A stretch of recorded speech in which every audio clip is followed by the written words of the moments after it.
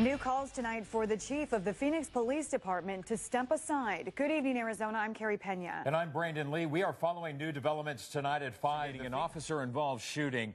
Chopper 3 is over the scene right now. We want to get right out to Jason Valentine, who is live at that scene tonight with the latest. Jason? In fact, the Brown family releasing a statement tonight saying that we are profoundly disappointed that the killer of our child will not face the consequence of his actions, but they have gone on to try to urge peace and say channel your frustration in ways that will make a positive change. Essentially what this means, folks, is that the grand jury here found that there was not enough evidence to prove that any crime was committed in this case. And I do want to read to you from a local station there some words from Darren Wilson tonight. Please keep my family in blue in your heart and prayers. And to his supporters, quoting here, I wish that I could hug you, but I cannot because of my family's safety. He has essentially been in exile since this shooting took place. The grand jury got this case on August 20th. Now, the scenes we're seeing tonight are reminiscent of what happened after the initial shooting, but the community there has been working very hard to try to establish peace in this process leading up to this grand jury decision today. Back to you, Carey. All right, so Dennis, I just want to put this out there. I mean, is all of this really fair to Diane Douglas? Her camp says, listen, she hasn't even started the job yet. She does, in fact, have experience. She served on the Peoria School Board. And a lot of people say, you know what, she's not a fan of the media, and she's kind of getting beat up for that. Welcome back to Politics Unplugged. That was Felicia Rodolini on this program taking aim at Attorney General Tom Horne. She is one of several candidates who hopes to replace him as Attorney General. As the election heats up, Tom Horne finds himself fighting multiple battles. I sat down with him to ask about the FBI probe into his life and accusations that he broke campaign finance laws during the last election. Because there have been a lot of media reports that made it sound as though I had in fact coordinated with an independent campaign when I really did not. What people need to realize is you're allowed to be in contact with the person, you're allowed to have communication with the person, as long as it's not about their independent campaign. In this case, I had a complex real estate transaction, the biggest one of my life, that closed around that time.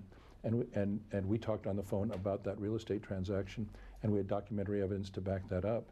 And the people who were unjustly accusing me were saying, you must have been talking about the independent campaign because that was going on at the same time. Well, the fact is that we weren't.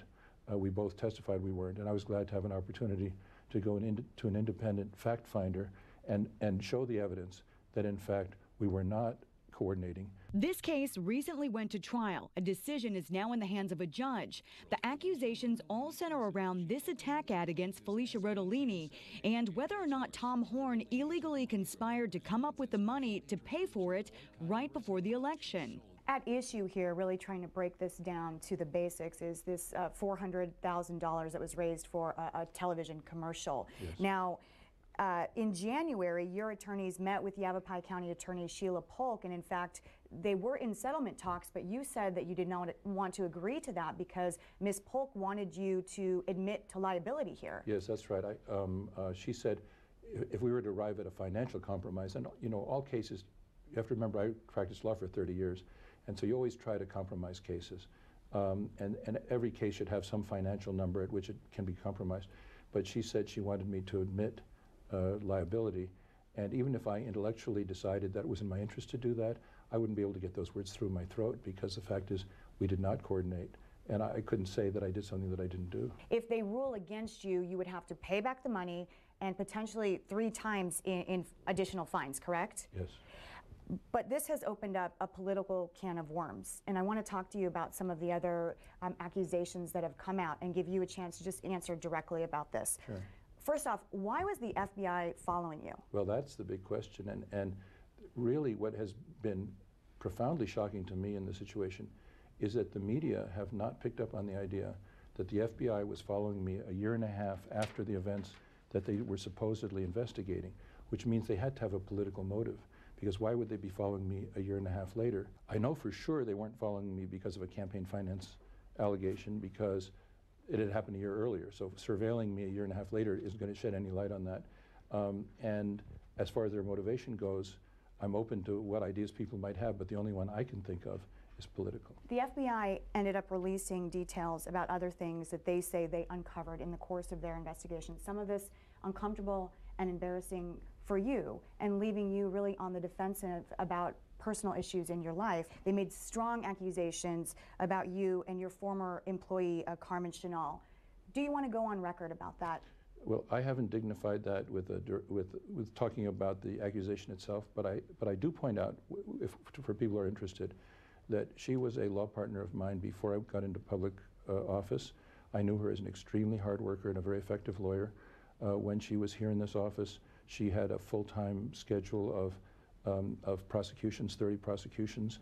Most days of most weeks she was in court. Why wouldn't you just come out swinging and say, I wasn't having an affair with her? I think that I don't want to dignify that accusation, but I do want to let people know that she was in the midpoint of her salary range, that she had a full schedule, that she was in court most days of most weeks, and that she more than paid for her salary by the fines she brought in. It was alleged by the FBI that Horn was leaving Chenal's apartment when he was caught in what was described as a hit and run. Again, the FBI was doing surveillance. I asked him about that. You know, you're the top cop in the state. You're here to enforce the laws. Yeah. And they look at it and say, geez, you're in a parking structure, you hit a car and you took off. Yeah, I'm glad you asked me that question, because I really haven't had a chance to let people know what the facts are.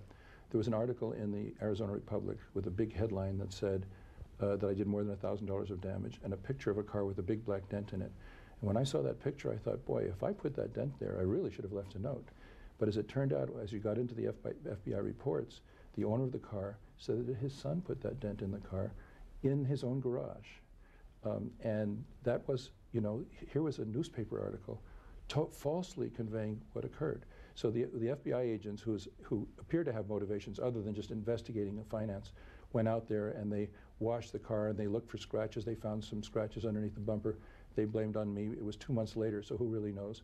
But knowing these facts, the city attorney was willing to have me just pay a $300 fine with no admission of wrongdoing, and it made more sense to do that than to have a trial which would have been a public circus. You did hit the car though, correct? The Range Rover. Apparently yes, but it was, when you use the word hit, it wasn't the kind of a hit that was implied by the Arizona Republic article. You know, a bump that does no damage. A lot of people come to me and say, boy, I bumped into cars in parking lots, figured there was no damage and drove away. Do you feel that this has done significant political damage to you? The polls don't seem to show that. Time will tell. A ruling in the campaign finance case is still a few months off. Of course, we will continue to follow that very closely.